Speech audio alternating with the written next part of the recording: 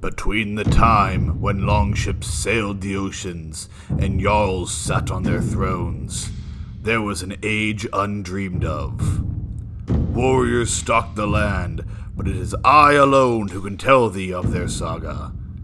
Let me tell you of the days of high adventure.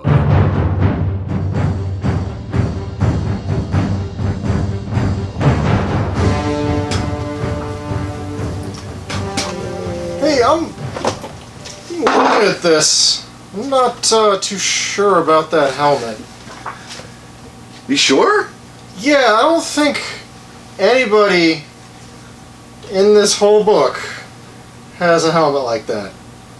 I mean, this is what Bugs Bunny wore in that one cartoon with the Vikings. That was the opera. I wouldn't want to argue with the Bugs Bunny, but I just don't know, man.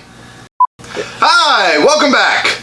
We're Pittsburgh Connections, and we're here for another In the Field. This time we're looking at a LARP that's about a year old or so, and this is one that Phil knows an awful lot about. So Phil, if you'd like to take it away, introduce the LARP that we're talking about. Alright, the LARP that we're talking about today is called Dammerung. It is inspired by the European style of Nordic LARPs. Vikings. Yes.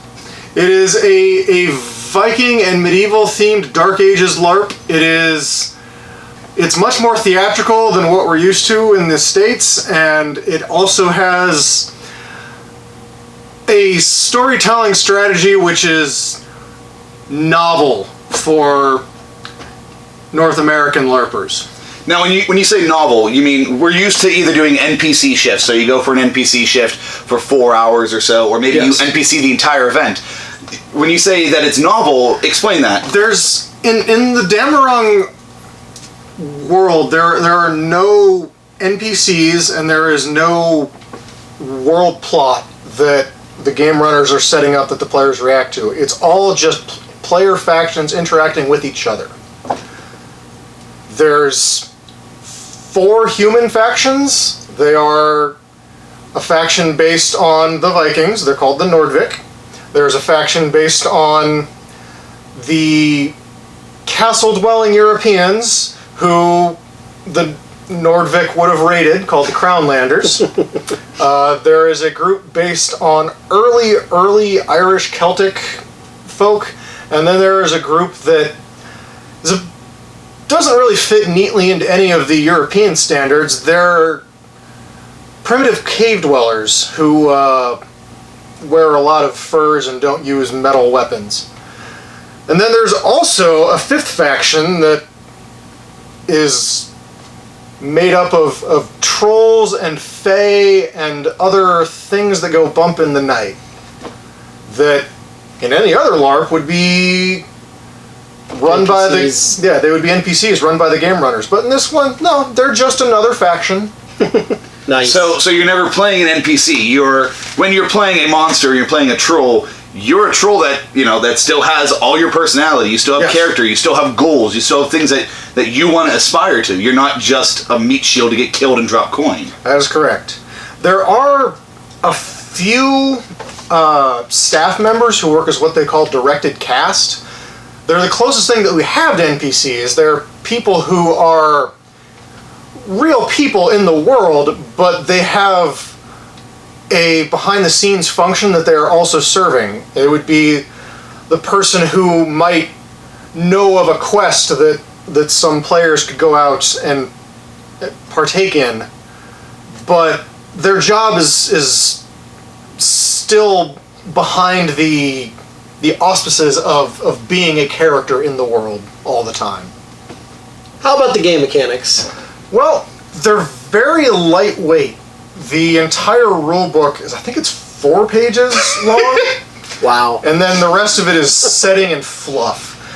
The weapons that you swing and damage, there's no damage calls. It's if you touch someone with your weapon, they take a point of damage, and everyone knows that. There are very few skill calls, and all of the ones that there are worked into the game. So if I'm trying to use a skill that hits someone very hard, I give a battle cry while I'm doing it. It's brute. And that signifies to everyone around that I have just swung extra hard. And doing it right with this theatrical combat, you should also be able to tell from my actions that I have just done an extra powerful swing. The other thing that you see in the game sometimes is if someone is using a mystical or social power, the thing that they're required to do is throw a hand signal of the devil horns and kind of point at the other person with them. Rock and roll! But it is like a supernatural, like, I'm doing something to you and you should be aware of that. Yes. Yeah. It's a tell. The game system has written in it that if you use a mystical power on someone by pointing your fingers at them, they are obligated to respond for no more than about 10 seconds, just enough time to acknowledge the effect, but you're encouraged to include additional special effects or flashy gestures or a better even just description of what's happening. And the better you role play that you are doing something to this person, the better they are encouraged to respond and play up the effects. So if I had a pyrotechnics display and smoke bombs to go with my mystical powers, then that person might say, okay, I like that. I'm going to run with what you have done for a scene. Or until such time as the fight is over. Wow. The other thing that is unique about this game is that not all of the interactions are governed strictly by the rules. It is a game where there is a lot of pre-negotiation between two players who will say, well, this is what I would like to happen in this scene. And the other person says, that sounds neat, but how about if we did this to step that up? Or I don't know, what if we did this instead? And the two people will quietly, in-game, or even months ahead of time before the game starts, work out what they want to have happen in a scene, and then once that's agreed upon, throw the actual rules out the window and play it out. I like that. It's like a lot of player freedom there. Mm-hmm. It is. And in a world where everyone is doing that, it's a lot of people are concerned that you might get people who are gaming the system and playing to win and all that, but between the just social pressure of it and the fact that the game is not really meant to run that way, there's very little. People don't come to this game trying to be the biggest and baddest and win. They come to this game to do dramatic things and tell interesting stories. We've made jokes in the past about LARP ball there swinging for one damage. So what would be some tips for somebody who, I'm used to that kind of more of a LARP where you're swinging as much damage as you can, as fast as you can. Do you have any tips for people entering Dammerung? Because this is a bit different. Tip number one is if you are playing a character who is fighting, which is not a given, slow down. However fast you think you need to be swinging, slow down. That's a tough one for some people. So, in the heat of the moment. It's not that people don't have impulse control. It's in the heat of the moment. You want to be the cool guy. So, and there are people who are coming into this from games where it literally is bat tag, where you are trying to touch the other person with your weapon as fast as you can. And this game has a call now that is too much, which is what you say when someone is either swinging too quickly and you're not taking those hits, or they're swinging too hard because they're from one of the full contact games. And in both of those situations, you give them a quiet, hey, too much. And they'll say, oh yeah, sorry, I was getting into the mode of the other game that I'm used to. Let's back off to be big and dramatic and exciting. Any other tips you would have? The other tip that I would have is that some of the things that you might see in this world are very big and dramatic set pieces, and you should understand that those were not made by the storytellers. Those were made by players who wanted to do a cool scene. So if you would like to have big, cool set pieces like that, that's on you. Huh. And because now there are 200 people wanting to make cool scenes instead of the 30 people who are running the game, there are way more cool props and sets in the game. It does help that it doesn't run monthly. This is a 3 or 4 times a year game, so people have some prep time. Yeah, and you get to save up for it too. Yeah. But everything that happens in the game is driven by the players and supported by the players and often predetermined by the players to tell interesting and dramatic stories, not to win. Wow. For other LARPs that we go to, we usually play the econ game. We want to go out there and mine, we want to go out there and log, we want items. Is there a card system where you can go out there and mine a mine and have a card and then go turn it into steel? And my friend, this game doesn't even have character sheets.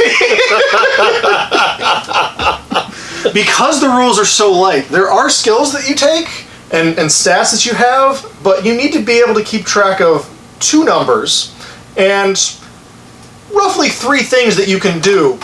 And no one particularly cares if you're cheating, because that would just kind of ruin the storytelling experience for everyone. So there's no checks, there's no math to do on your sheet.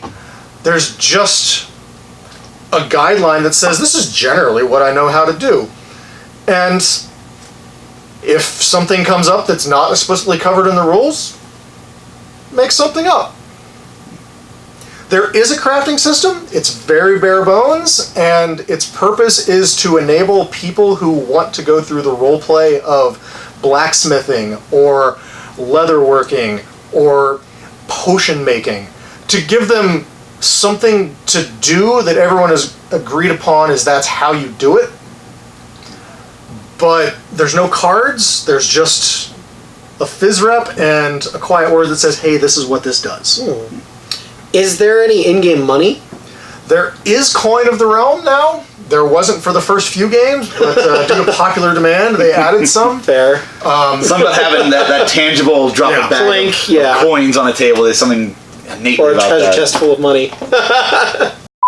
Now, obviously, we weren't there at the last game, Kevin and I, but you saw a lot of crafters. Is it encouraged for people to come in and sell wares there and craft and do your trade in real life, like real life? There is a in every event so far, there has been a designated area that's a market, and with each passing game, it has become more and more elaborate and more of an in-character space. At the first couple of games, it was just set up on the side, and people would wander into the area to decompress and maybe do a little bit of shopping. The other thing the game does that's a little unusual is that every year that passes in real life, they cut ahead by 20, 25 years in-game, so characters either age up or die and their children continue. So there's no character that gets to live through the entire saga. It's about generations and legacies and, again, telling interesting stories.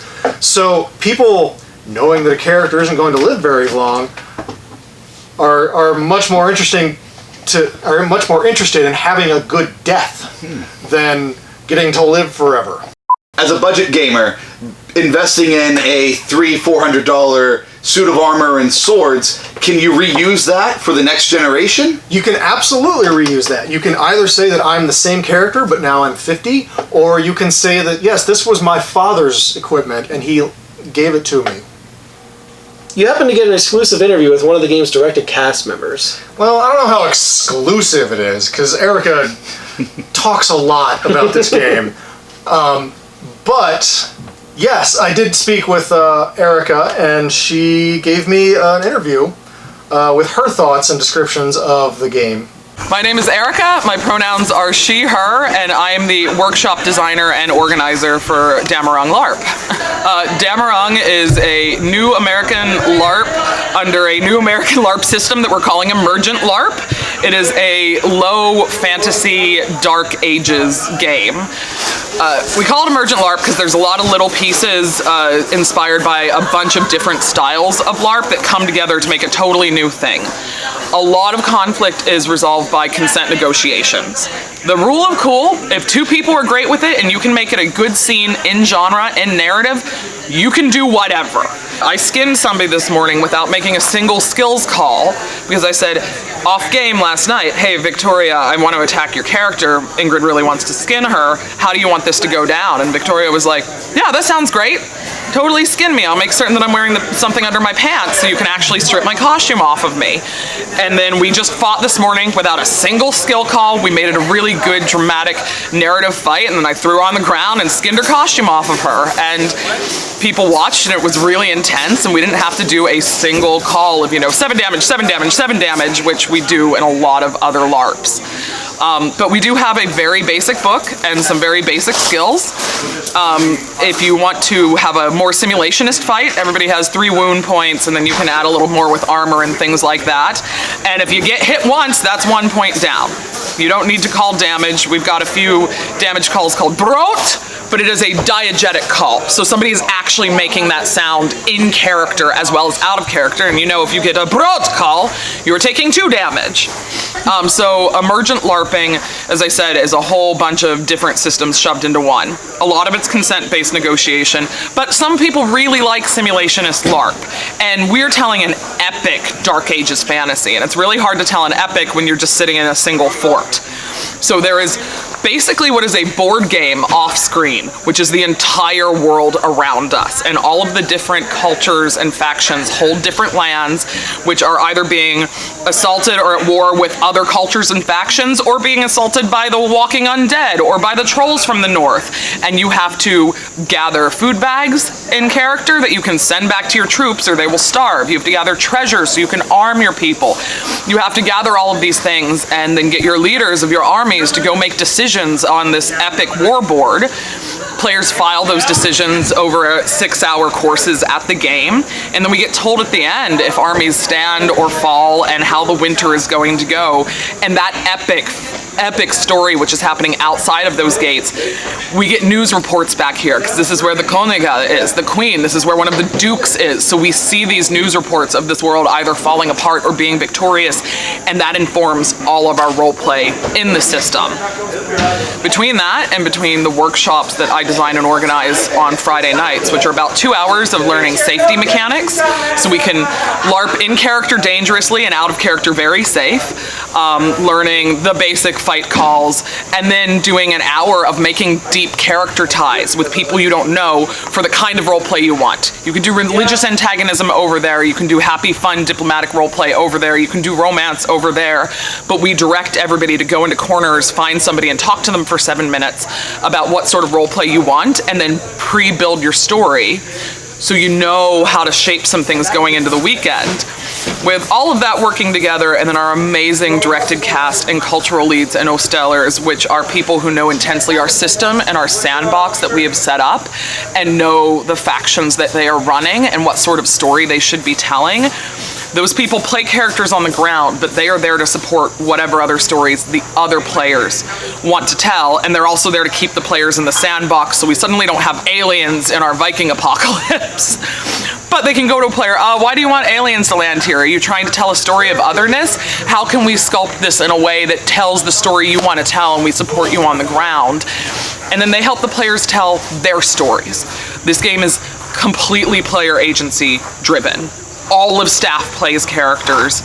We tell stories, we get people involved, and then we are there to help players tell whatever stories they want, which means we write almost no plot for this game.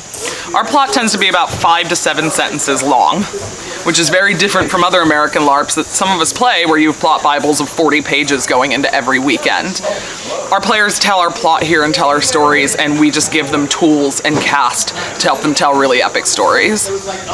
I know, especially in a lot of American LARPing, seeing a very light skills book or no rules book is terrifying. We are used to having rules, and it's really scary if you don't have a box to work in. knowing what kind of agency you can take, knowing what kind of stories you can tell, because so many of us have been told, no, we're telling the storyteller's stories. We're not telling our stories. We're reacting to what staff puts in the game. And we've even been punished in the past for trying to take agency in other games and tell stories that storytellers are like, no, I had other plans. So it's terrifying to try a new thing where you don't really have rules and you don't have your comfort zone of LARPing. But if you can ever try a more freeform or an emergent LARP, please do so. We all have workshops. We will give you every tool that you need to tell whatever amazing story that you want to tell. You don't need 100 pages of rules to tell really epic, interesting narratives. I have felt really personally restrained from well, I want to do a thing, but I don't have a skill on my character sheet that lets me do this thing, so I guess we're just not going to tell that story so many times. And then coming into a system like this where it's no, rule of cool, make it interesting and get other people involved has been really beautiful. And teaching other American LARPers how to take that agency is amazing. So come take a risk, play out of the safe box, and we can't wait to have you. Oh, you're back. Well, that was a really good interview. That was a really good interview. So, do you have any final thoughts on Dammerung? Dammerung is a little different from what we're used to, but I think it's worth a look, and I really hope that the system and the style of play takes off. Well, we hope to see you soon then. Go check out Dammerung. Dammerung. Dammerung. We've been Pittsburgh Connections. Thank you very much. Good night, everybody. Good night. Okay, let's get this. I like it. I mean, horns.